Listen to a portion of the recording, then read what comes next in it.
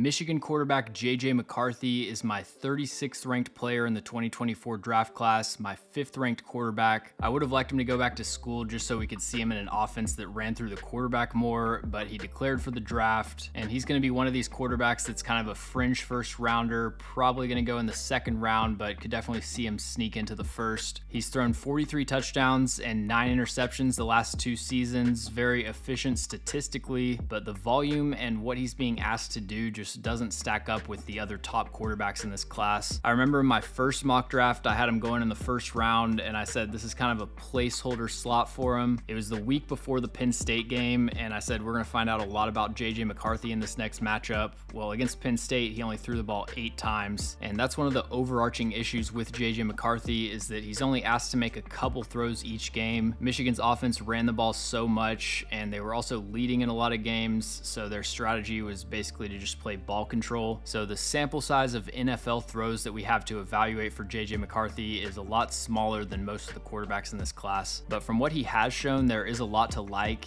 Even though I wouldn't take him in the first round, I could definitely see a team valuing him that way. His best trait is his ability to generate velocity and fit the ball into tight windows. He had a touchdown against Michigan State where he just threw a laser down the seam, probably his best throw of the season. And you see that all over his tape. There's no window that's too small. He's going to fit it in between those zone coverage defenders. But while he is great at throwing with velocity, he's not a very good touch passer at this point, and you see this show up at every area of the field. When he needs to elevate the ball over a hook defender, he struggles to put proper trajectory on it. His interception against Maryland was a good example of this. He's trying to throw a seam in the red zone. He's got a linebacker hanging underneath the passing window, and with JJ McCarthy, every throw is a line drive. If you've got an underneath defender with good awareness, he can just slide in front of that passing window pretty easily. And then this also shows up outside the hashes with hole shots, go routes down the sideline. With these throws, I think it highlights not only the lack of touch, but also that he doesn't have elite arm strength. When he has to put touch on a deep pass down the sideline, more often than not, he's going to underthrow it. So he can generate some lift on those passes, but it's usually going to come at the expense of throwing the ball deep enough. And then being so effective attacking tight windows, that comes with the drawback that sometimes he'll be too aggressive forcing the ball into traffic. But like I've said with most of these quarterback videos, I'll take the player that's over aggressive as opposed to the player that has to see everything open before they get rid of the ball. So he wasn't asked to make a high volume of throws, but when Michigan did throw the ball, it's a lot of stuff that's translatable to the NFL. He's overall a good pocket passer. He's comfortable throwing over the middle of the field. He throws with good timing on dig routes, recognizing when windows are going to open up, and he's effective working through his progressions, getting to the backside of reads. Compared to a lot of quarterbacks you see coming out of college where it's a lot of single read throws, JJ McCarthy's going 1, 2, 3 check down, but he does need to speed up his processing and develop more trust in what he's seeing. This especially shows up when he gets to the final read in his progression. There are times he'll be kind of indecisive pulling the trigger when it's open. Sometimes he'll double clutch or pump fake when he should just get rid of the ball. And then as far as processing and reading the defense, his biggest issue is that he would get tunnel vision and he wouldn't recognize a late safety rotation. It's not necessarily an issue with the defense disguising their coverage. It's more that he'll get locked onto a dig route on one side of the field, and then the safety on the other side of the field that maybe was playing the flat, he'll zone off and undercut that throw. So the field vision and the recognition of what's going on outside of his read is something that needs to improve. And then he had a few impressive anticipation throws on tape, some examples of him releasing the ball before receivers are out of their breaks. And when it comes to throwing like backside digs, he'll throw to a spot in between 2 defenders instead of waiting for the receiver to reach that point. I was really impressed with his pocket presence. When he has a clean pocket, he's got calm footwork. There isn't too much unnecessary drifting backwards or anything like that. But when he does get pressured, he's decisive, evading the pressure, climbing back up into the pocket. He's able to reset his base, throw from different release points and awkward platforms. So with JJ McCarthy, I think you have the starting point for a good developmental pocket passer. There's a lot he needs to improve with really every aspect of his game, but he at least knows where he's supposed to go with his eyes, and he has some sense of creativity and ability to maneuver through space in the pocket. And then when it comes to outside the pocket, there's also a lot to like with JJ McCarthy. He's a good athlete. Michigan used him a lot on read options. He has the speed to win the edge, and he's also shifty enough in open space to make defenders miss. And for a lot of NFL offenses that use play action bootlegs a lot, they're going to like his accuracy on the run. Last year, he had a 79.2% on target rate from outside the pocket, which ranked 5th 5th in the FBS. In terms of accuracy and ball placement, that's the split where he's at his best. So I like him outside the pocket within the design of the play, but when he escapes from the pocket to avoid pressure, the results are a lot more hit or miss. He's going to hang on to the ball until someone comes open or he gets sacked. He only had one throwaway in 2023. Getting rid of the ball and living to fight another day is just not something that crosses JJ McCarthy's mind. I guess it's because they hardly ever let him throw. He's like,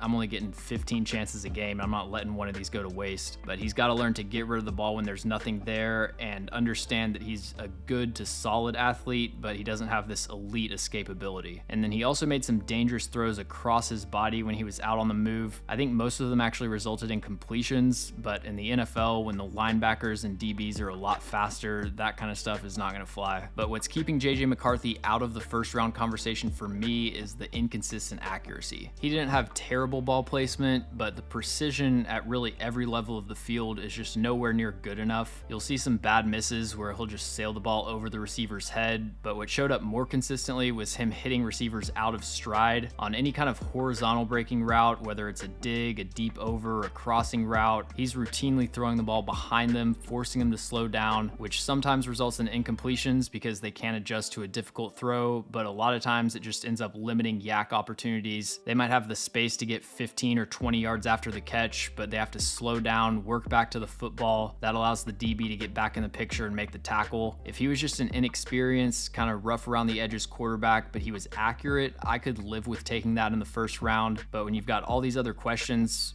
plus you can't trust him to have consistent ball placement, that moves him down to a second rounder for me. And then the final thing as a strength, or really more of a positive for JJ McCarthy, is just that he's a young, inexperienced player, plenty of room for development. As opposed to some other players that might be more maxed out, it's easy to convince yourself that his best football's ahead of him. Thanks for watching. If you enjoy the video, make sure to like and subscribe. If you want to see my entire draft board as a filterable interactive table, I've got that up at atozsports.com. The link to that is in the description. And let me know in the comments any other NFL draft prospects that you'd like me to cover.